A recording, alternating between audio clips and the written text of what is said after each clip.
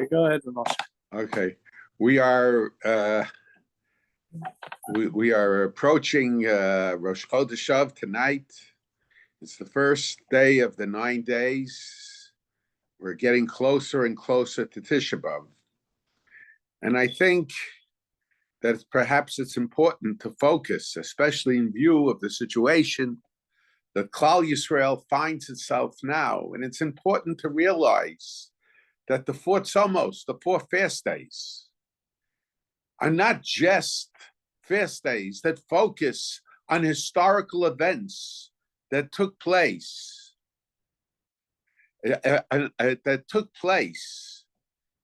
during the historical events that took place thousands of years ago. But there is a relationship between the events that took place thousands of years ago with the destruction of Bayis Rishon, of the first Beis HaMikdash in the first era of the Beis HaMikdash, as well as the events that took place for the destruction of the second temple of the second Beis HaMikdash, and the events that have taken place, the catastrophic events that have taken place throughout the history of the Jewish people in all the years since then, especially during the years of Golus, and especially in our time right now. And the Gemara in Megillah says that Bikesh Rabbi wanted to get rid of Tisha B'Av. And the Gemara concludes that that was not really what happened. It was about a particular situation in a year that Tisha B'Av fell out in Shabbos and was postponed. But Tosfos raises a question. How is it possible to imagine that Rebbe wanted to get rid of Tisha B'Av, to be Oker Tisha B'Av, to be Mevatel Tisha B'Av? It could be that the situation in the time of Rebbe was perhaps somewhat better. We know that Rebbe had a special relationship with Antoninus, Caesar of Rome, but the emperor of Rome. But the question is, once Tisha B'Av was declared by the Nevi'im, by the prophets, as a day of mourning, as a day of fasting,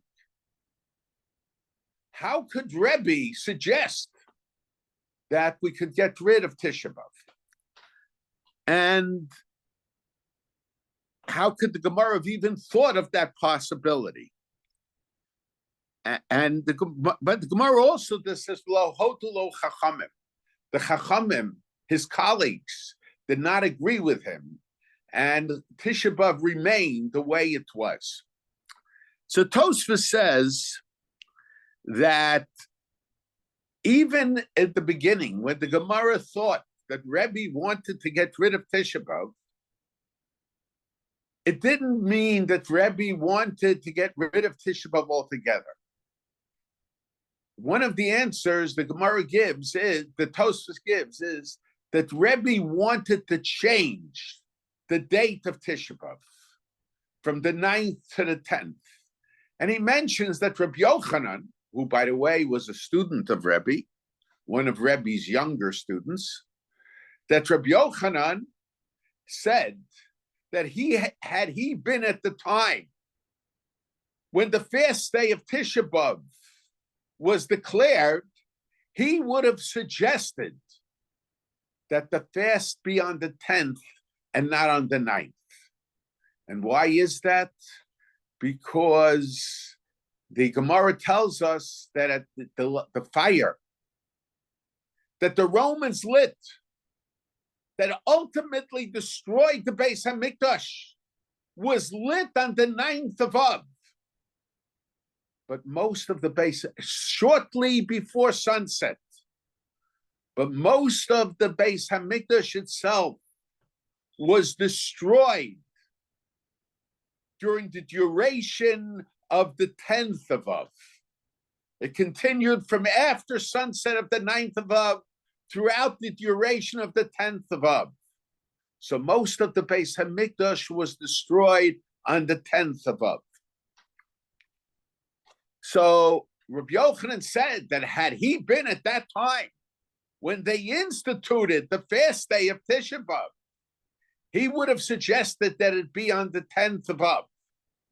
So in explaining the Gemara, that the Gemara had assumed that that Rabbi wanted to change the fast day from the 9th of Av to the 10th of Av. Actually, at the end, that wasn't really what happened, but we have to understand what did the Gemara assume at first. So the question, though, is, first of all, by what power, and in a sense, Tosfos asked that question and really does not directly answer the question. By what power did Rabbi have to undo the takana, the enactment of the Nevi'im, of the prophets, who decided that we should fast, who said that we have to fast on the on Tisha B'Av? And the second question is that the Rebbe was many years after the Churban, even after Churban Bayesheni. So whatever, even Rav Yochanan, when Rav Yochanan said that he would have made it on a different day, he said, if I had been there originally when they instituted the fast of Tisha B'Av, then I would have made it on a different day. But Rabbi Yochanan recognized that he wasn't there at that period of time. And he recognized that for many years prior, Tisha B'Av was observed on the 9th of Av. So he didn't suggest that it be changed to the 10th of Av, even though he thought that logically the 10th of Av was the more appropriate time for the fasting. So how is it that Rabbi, who also lived many years after the Churban, after the destruction of the Beis Hamikdash, wanted to change the exact date? By what power? And also by what power, and by also what was the logic for it? Once it was established, why should we change it? Now, there is a certain thought that is expressed in the name of Reb Chaim. The truth is that the same thought is brought down in the Rishonim, in the early commentators, in regard to a different situation. The Bavli, the Babylonian Talmud, says that in the first temple, the Babylonians penetrated the wall of Jerusalem not on the 17th of Tammuz, but on the 9th of Tammuz. And the Gemara implies that until the destruction of the second Beis Hamikdash, when Shavuos Tammuz was observed, it was observed not on the 17th of Tammuz, but it was observed on the 9th of Tammuz. But as a result of the tragedy of the destruction of the second Beis Hamikdash, and due to the fact that during the Roman occupation, the Romans broke through the perimeter of Jerusalem on the 17th of Tammuz, so, and the destruction and the tragedy of the second Beis Hamikdash was greater than the first, which needs to be explained, but that's for another time. Because of that, the Chachamim said, from here on, the fast should be on the 17th of Tammuz and not on the 9th of Tammuz. They did not want that there should be 2 fast days. But so, because in the second Beis HaMikdash, they broke through the perimeter on the 17th of Tammuz, the fast is on the 17th of Tammuz. And again, the question arises, how could they change? How could the Chachamim change from the 9th of Tammuz? After all, who instituted the fast commemorating the breaking through of the perimeter of Jerusalem? It was the prophets in the time of the first Beis HaMikdash, when the first Beis HaMikdash was destroyed. So how could the Chachamim of later generations come and say, no, from here on, it's going to be on the 17th of Tammuz? If they would have instituted that there should be 2 days, we could understand it. But they felt to institute 2 days of fasting would have been a hardship. And because of that, they instituted 1 day. So how could they change the day that was instituted by earlier generations, by Chachamim who had a higher status? The Rambam, when he talks about the mitzvah of Purim, the mitzvah of reading the Megillah, so the Rambam, when he talks about that the Bezdin Hagadol, the Chachamim, the sages, who instituted those mitzvahs, he says, and it was known that among them there were prophets, there were Nevi'im. Why does he put that in? Because he wants to emphasize that the Bezdin that existed earlier had greater authority. It was Gadol b'chachma. They were a greater Bezdin. They had prophets among them. Here too, the original institution of the holiday, of the fast day of Shavuos Tammuz, which was initially observed on the 9th of Tammuz, was instituted by the Chachamim, who among them were Nevi'im, who were prophets among them. So how could Chachamim of a later generation even suggest that the date be changed? And it seems, and this some of the Rishonim pointed out, the Yisod is also said by Reb Chaim in regard to Asar B'Teves, that actually the Nevi'im, the prophets, they only instituted which month the fast day should be. The Pasuk in Zechariah says, Tzom HaRevi, the fast of the 4th, meaning of the 4th month. Tammuz, counting from Nisan, is the 4th month. So that's the Tzom HaRevi, Shavuos B'Tammuz. That was in the 4th month. B'Tzom HaChamishi, the fast of the 5th month. That's Tisha B'Av. Av is the 5th month. B'Tzom HaShvi, the fast of the 7th month. That's Tzom Gedalia, because Tishrei is the 7th month, counting from Nisan. B'Tzom HaAsiri is Asara B'Teves, which is the 10th month, counting B'Teves. So the Nabi, the prophet, only instituted which month the fast has to be.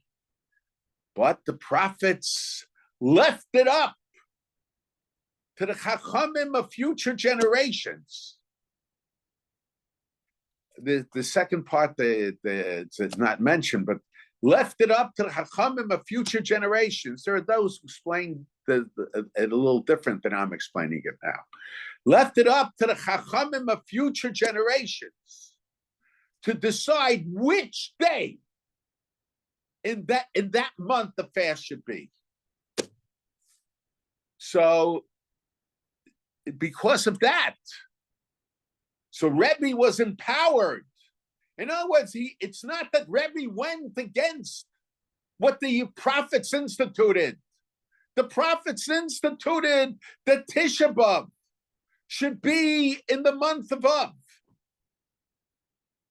But the way Tosfos understood it, but which day and of, the prophet said, the Chachamim, the sages of each generation, the Bezdin Hagadol, the high courts, the Chachmei HaMasorah,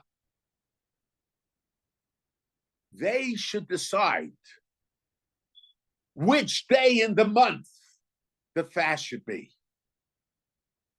So we could suggest that Rebbe's feeling was that in view of the changing situation, in view of the changing situation that took place, the fast day should be changed from the, first of all, as far as Shavas B'Tammuz is concerned, they felt because of the great calamity of the second Churban. So the fast day of Shavas B'Tammuz should be changed from the 9th of Tammuz to the 17th of Tammuz. And as far as the Gemara regarding Rebbe is concerned, I think we could suggest that Rebbe felt that in view of the changing situation regarding the relationship that existed between the Romans, the Roman Empire, and the Jewish people, because of the very good relationship that Rebbe, who was the Nasi, who was recognized not just by the Jewish people, but by Rome itself as the Nasi, as the prince of the Jewish people, and more than just the spiritual leader of the Jewish people. So the situation improved to such a degree that perhaps the fast day should be changed. But the question is, what does that have to do with it? And I think when you look at Tisha B'Av, and to a certain degree, I don't want to go into it now, it's true about the other three fast days also, but in a more limited manner. When you look at Tisha B'Av, there are two elements to Tisha B'Av. On one hand, Tisha B'Av is a day of mourning. You see, we sit on the floor.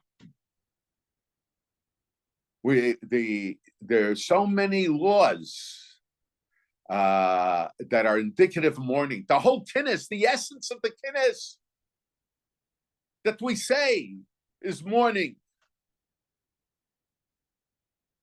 And many of the halachas of the prohibitions also can be understood from the perspective of mourning. But there is another perspective, and that explains the prohibitions as well. And that is a day of tzedakah. It's a day of crying out to God, begging God for help. Because we're asking God for spiritual help, for the rebuilding of the Beis HaMikdash. But the destruction of the Beis HaMikdash also is identified with the Jewish people going into exile.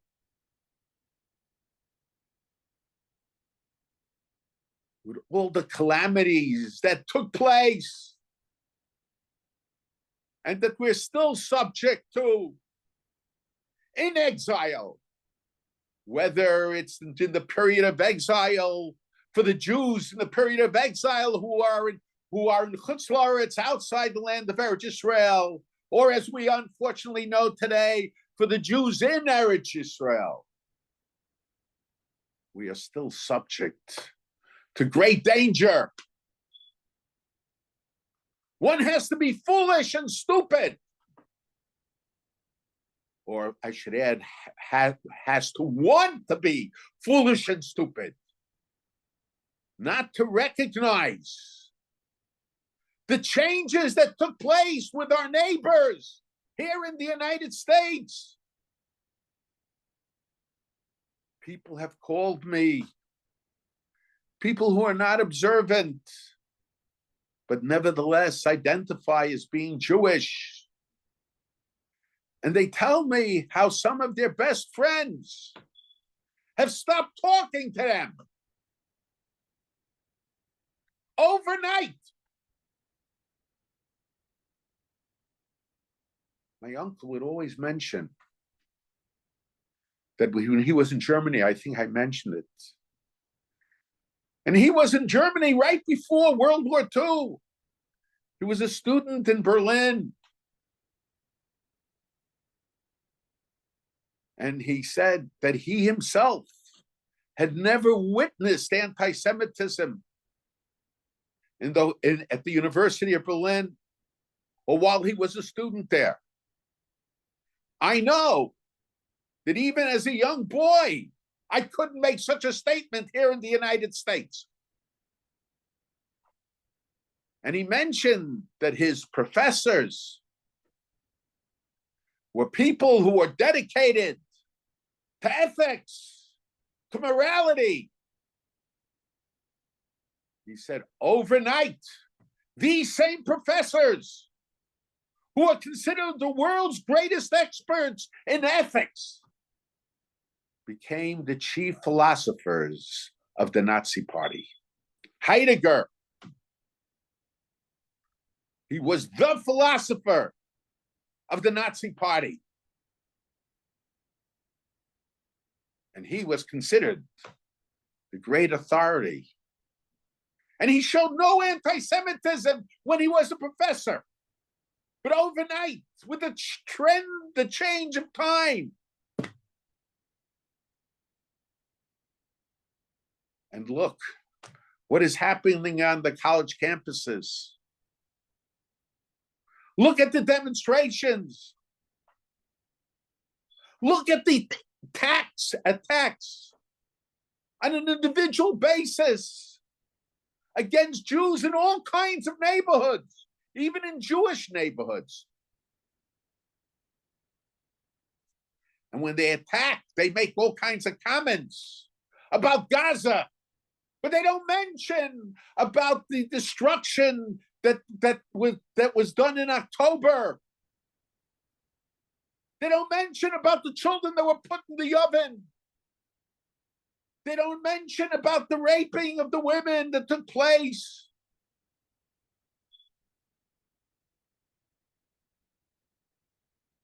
I saw, it's unbelievable that somebody wrote an article, somebody issued a statement, it was on the internet, showing that the Jews are racist because, you see, they didn't even rape one Arab woman.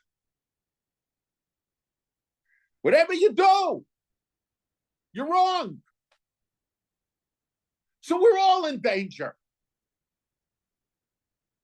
So Tisha B'Av, when we focus on the danger that came as a result of the Churban, that came as a result of Golus, of exile, we have to cry out to God also. My uncle points out in a number of his shiurim that Tisha B'Av in the morning, that's dedicated primarily to Avelus. We say kinnis. Kinnis is not so much sa'aka, crying out for help. It's crying because of the situation. It's the pain that we're experiencing or that we experience. It's expression rather than asking. Of course, there is some form of asking. But Tisha B'Av at Mincha, when we lay in Vayichal and we scream out, Hashem, Hashem, Kel Rachum B'Chano Nerech Apayim, we appeal to God, the God of mercy. That focuses, and the Nachem that we say. So there it's we're in a sense asking God for help. So Tisha B'Av has this double perspective. On one hand, it's a day of mourning. And actually, when we focus on the mourning, our ability to cry out for help is somewhat limited. We feel distant from God, a distance that we created. But then, as the day moves on, we begin to feel maybe now I can beg, I can ask God for help. So Tisha B'Av has these two elements of mourning and prayer and asking. Now, from the perspective, we say the fire was lit. The fire was lit on the fire was lit right before sunset on the 9th of Av. But most of the Beis Hamikdash was destroyed on the 10th of Av. From the point of view of tzedakah, from the point of view of crying out to God, when a person dies, you don't cry out for help when he after he is dead. You cry out for help when he becomes sick. So crying out for help has to be at the beginning, or certainly is more appropriate to start at the beginning. But mourning comes only after the person died. Today, we live in a strange world where everything has to be planned. They plan when people should have their birthdays, when they should give birth. They plan when they should get married. Of course, that's a very appropriate. When they should get married. They plan when they should have children. And they even plan when their relatives should die, and in some cases when they should die. It's all part of a plan. I know people would bring yahrzeit candles to the hospital before the person died. I know people that ordered food for the shiva. I'm not talking about that in itself, but in America they have shiva parties or whatever. So people ordered food for shiva before the people died. In fact, one case, I know the person didn't die, but the person who ordered the food did die. So but that's not normal. That's part of the insanity of our time. But in our time, under normal circumstances, mourning is after the person dies. So logic would dictate, if the main aspect, the main need, the main function Tisha B'Av serves is crying out to God for help, the more appropriate time is on the 9th of Av, because that's when the fire began. That's when the fire began. But if the more appropriate time is when, we're doing it from the perspective of mourning, you mourn after a person is dead. You mourn after the Beis Hamikdash is burned, or at least on the day that most of the Beis Hamikdash was burnt.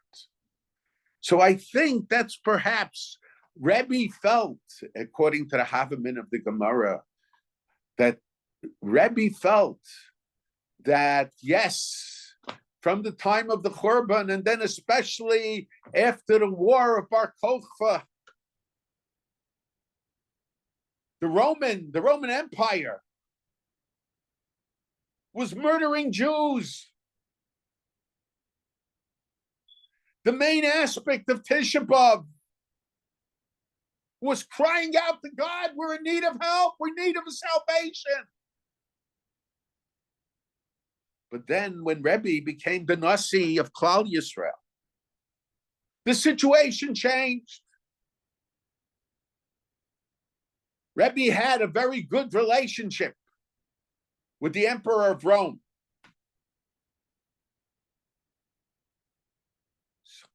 So because of that, Rabbi felt the main aspect of Tisha B'Av should now be one of mourning rather than crying out for help. Of course, he recognized we still have to cry out for help. We're still in Golos, we're still in exile. But because of the change of the situation, he felt indicative of the change of the situation, we should change the date from the 9th to the 10th, because the 10th is would be more identified with the morning practice rather than the crying out for help. But the Lahodulo Chachamim, the Chachamim, his colleagues, did not go along with him because their feeling was the situation, it might be a little better, but we're still in big trouble. We're still in big trouble. Overnight, any moment, the change could take place. Any moment, the historical background will change. We might not be under Roman dominion. We might be under dominion of others, other nations. We don't know who'll be in charge.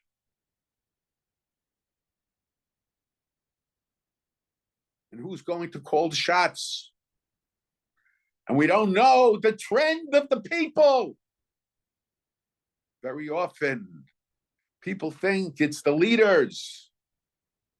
But most of the time, it's really the trend of the people that has an impact on the direction that the leaders take. When Vayakam Melech Chadash b'Mitzrayim, so there is an opinion. It wasn't Chadash, it wasn't really a new king. But Nishtanik Zerosov, his decrees changed. Why? The Medrash tells us he saw that he wasn't being accepted by the people. And today, especially in the United States, where there are elections, we see how overnight somebody can say one thing one day. And then when they detect that the attitude of the people might be leaning the other way, they change their mind.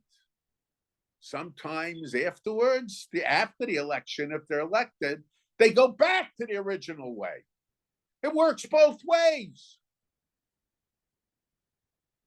So below Hodulo Chachamim, we are still in danger. So now, but all of this is based on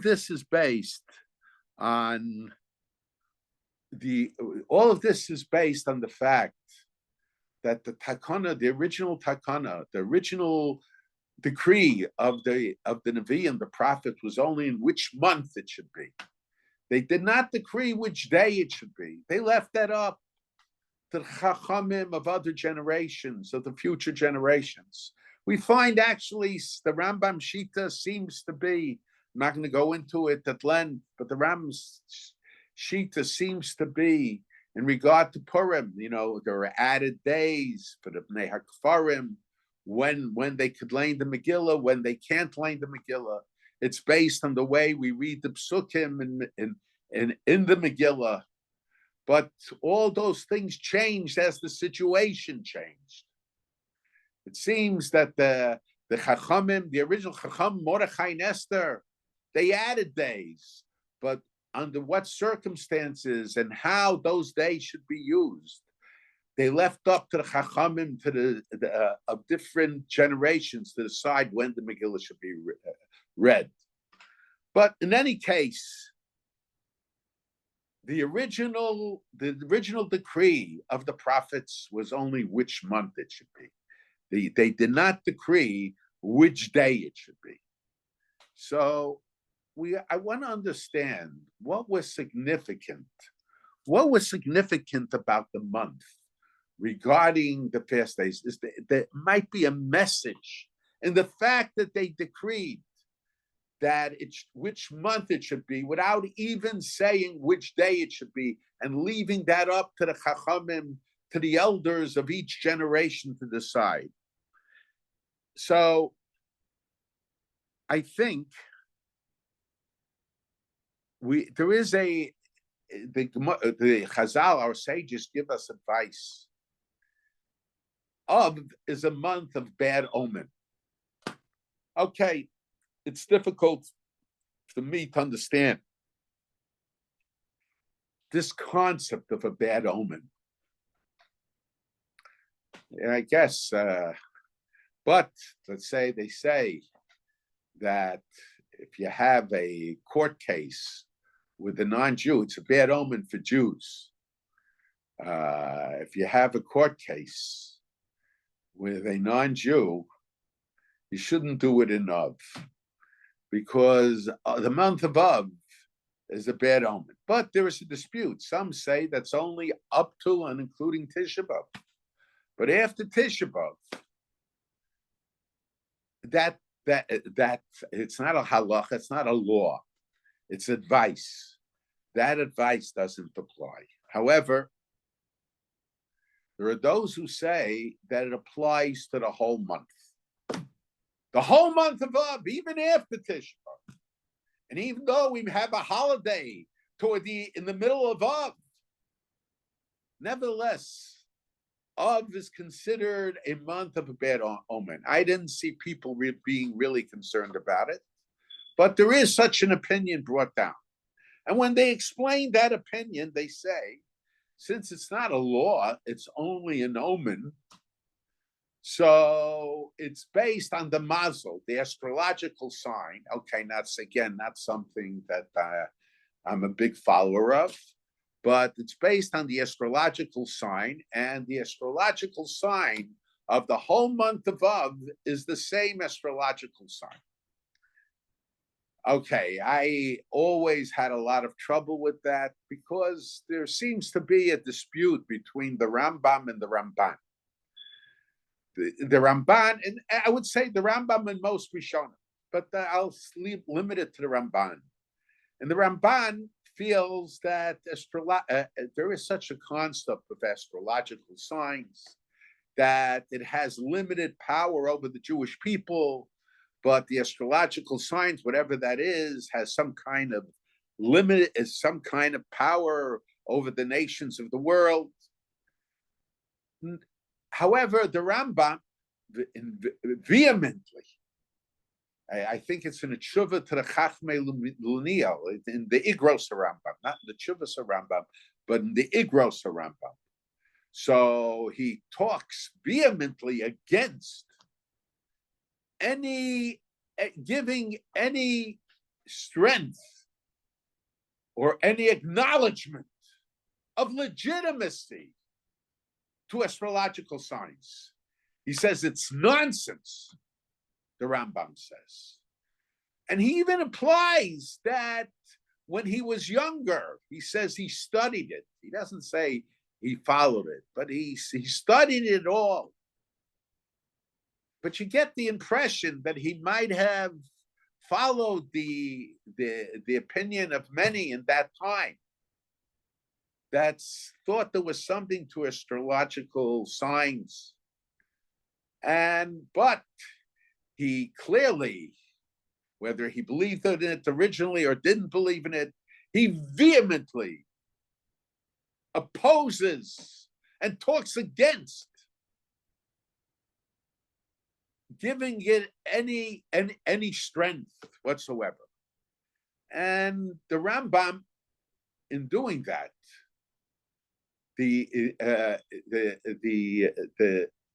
so he says, he's a very interesting thing, and he adds that most of the Chachamim, most of the sages of the Talmud, did not believe that there was anything connected with astrological signs.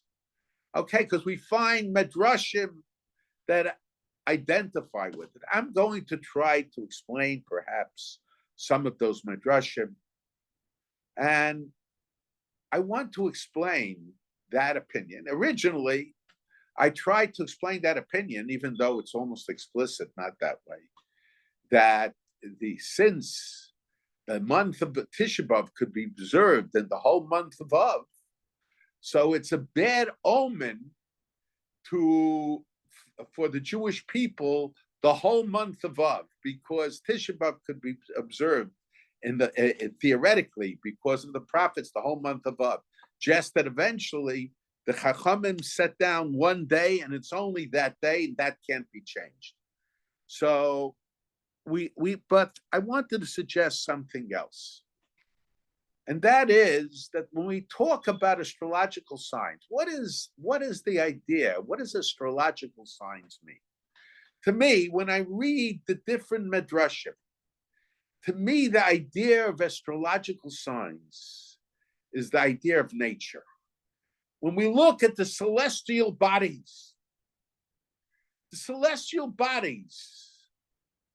in a sense, represent the laws of nature.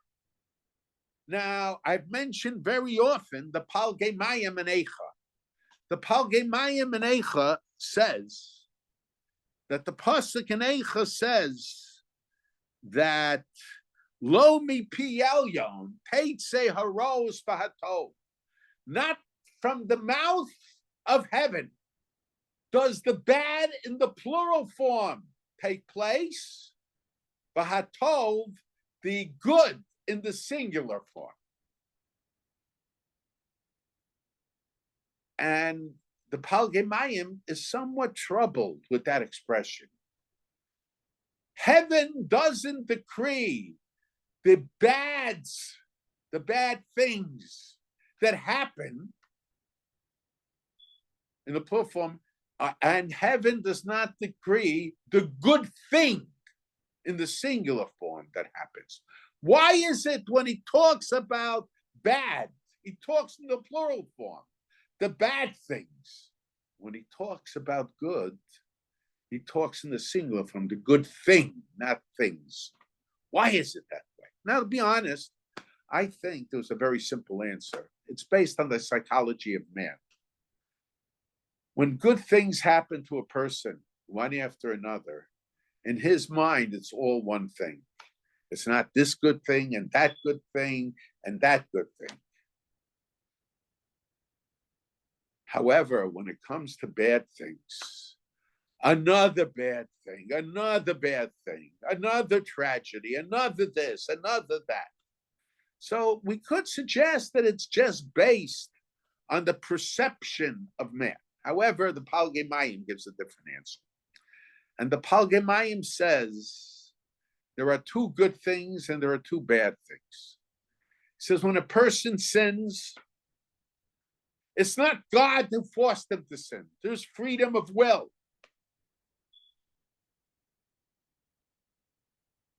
However, when bad things happen to him as a result of his sin, at least in this world, and at least on a national level, and perhaps on a singular level also, it's not that God brought those bad things.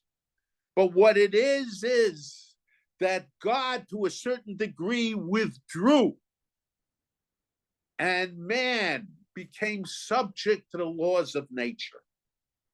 To the extent of God's withdrawing,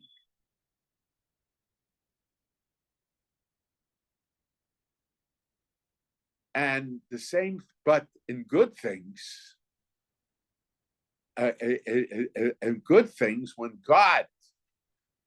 when we do good things, God doesn't force us to do good things, but God rewards us and he intervenes on our behalf to do good things.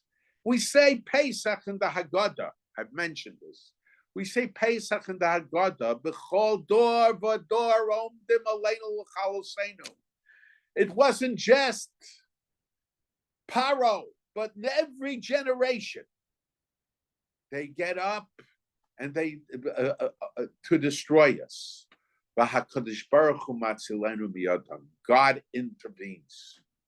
But the nature of the intervention varies depending on the way we act. In other words, you think there was only one Hitler? In every generation, there are Hitlers. In every generation, there are anti-Semites. In every generation, there are those who would like to have done what was done in Germany, what was done in Europe.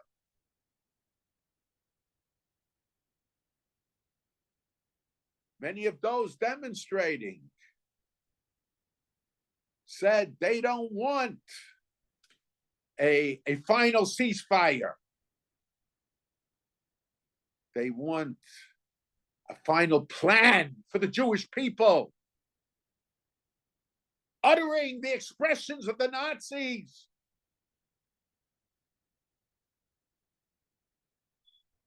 But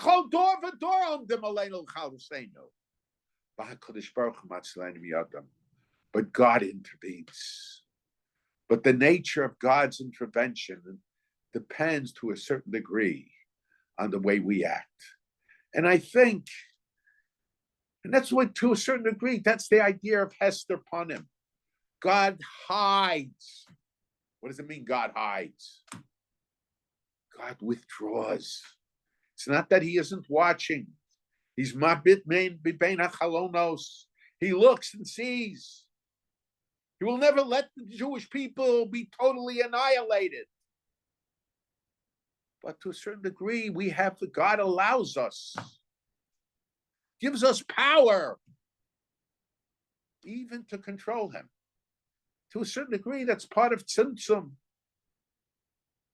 Reb Chaim Volozhiner in the Nefesh HaChaim talks how God created the world in a manner that man controls. When he says man, he says he's talking about the Jewish people.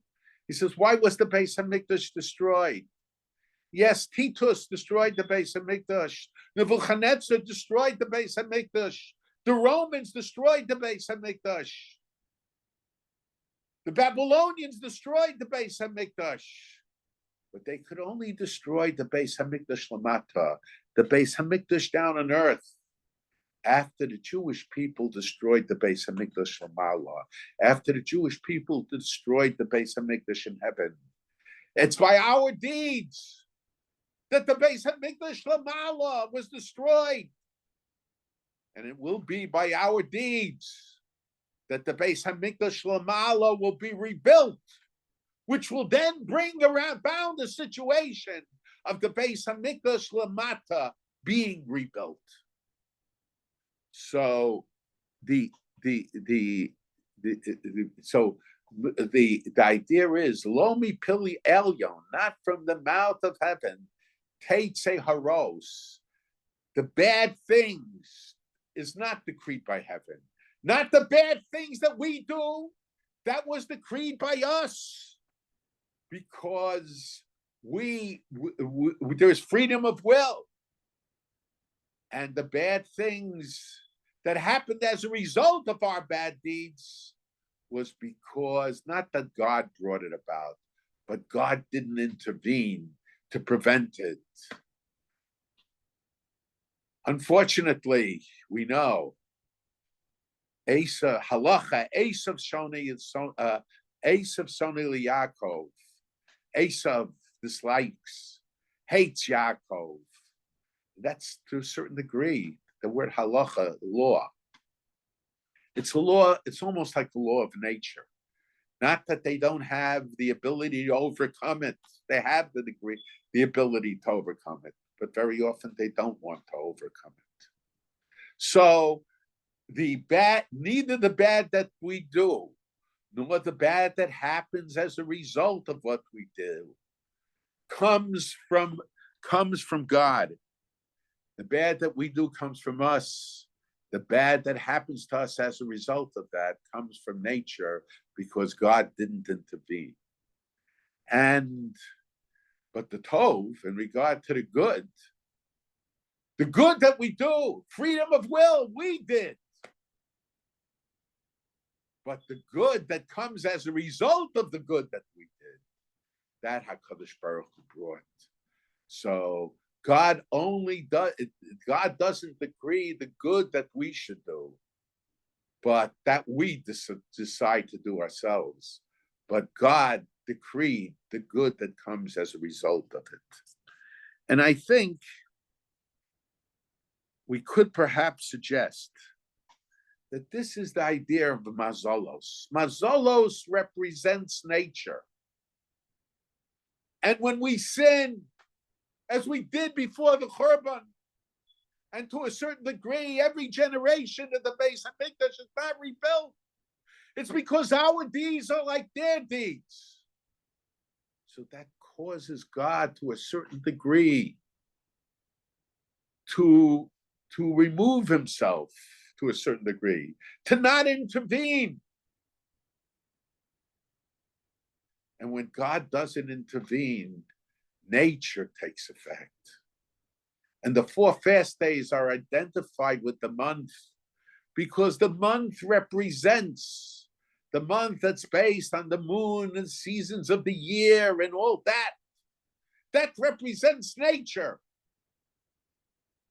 And the events that are commemorated with the 4 fast days, that in a sense puts us in the hands of nature to a larger degree than otherwise would have been. So in order to emphasize this idea, the prophets, when they decreed the month, they didn't decree the day.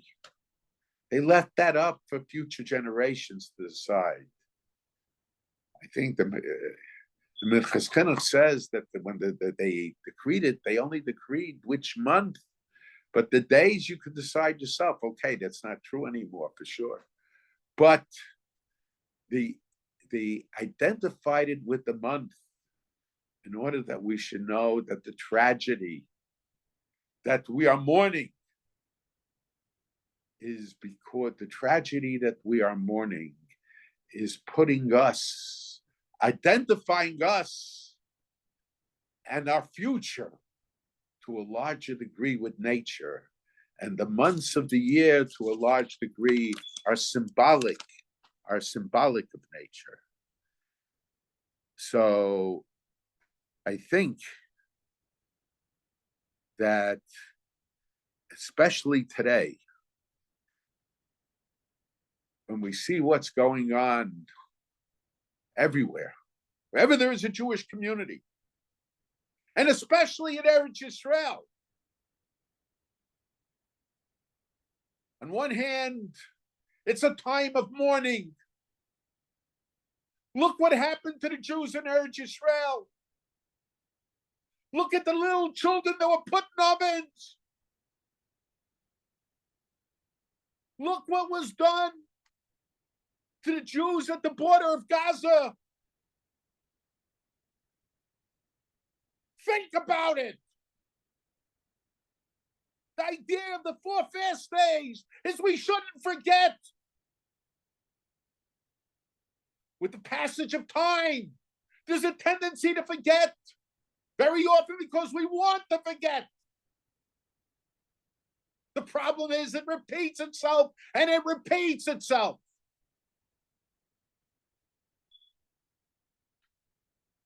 We have to remember that's the morning of the 4 fast days. And this year, there's a lot more to mourn than in recent Jewish history. But it's also a day of crying out. Look at the danger Jews all over the world, but especially in Eretz Yisrael, are. And it's our obligation, on one hand, to recognize the danger, to mourn what happened, and to cry out to HaKadosh Baruch Hu. And of course, when we cry out, The Beis Levi points out when Yosef was in prison, he was punished with 2 extra years because he relied. Rabbi pointed out, he relied on the Sar Hamashkim, but Rabbi pointed out it's only because he relied on the Sar Hamashkim. It wasn't because he asked the Sar Hamashkim. We have to take action, but we have to know that ultimately our salvation comes from HaKadosh Baruch Hu. But we have to do both. We have to cry out to HaKadosh Baruch Hu, and at the same time, we have to take action. Yaakov Avinu, when Esav was coming to him, he prepared himself. Durin, what was Durin? He gave a present to Esav. What was the present? The present is diplomacy. We have to use diplomacy, yes. But it has to be with the tefillah, together with the tefillah. L'durin u'letefillah u'milchama. And we have to prepare ourselves for war. We are at war. But the war has to come together with the tefillah also. Whatever we do has to be together with the tefillah, with looking heavenward and looking for salvation for HaKadosh Baruch Hu. But that doesn't exempt us from doing what we can on behalf of our own lives, and on behalf of the lives of the Jewish people everywhere, and especially in Eretz Yisrael. We need God's intervention.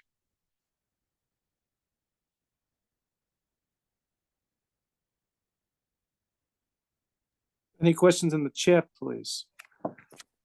We have from Rabbi Lazovsky, question in the morning of Tisha B'Av. Says, Sosem Tfilasi, God wouldn't hear our prayer. Nistam Tfilasi. That was my uncle's pshat. He says it's the morning of Tisha B'Av. It's not a time to emphasize tefillah, but we do that at Mincha. But it's even brought down that the Gonim, my uncle even brings down. It's not our custom, but in the time of the Gonim, in the Chazaras Hashatz of Shacharis, they used to say Slichus also. But it has both. Tisha B'Av has both.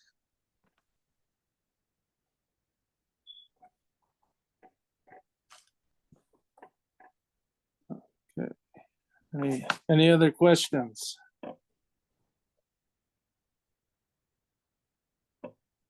Okay, Moshe, I think we're all good. Okay, thank you. Thanks Thank so you very much. much. Great year. You're welcome. You should see the Gula. Amen. Okay.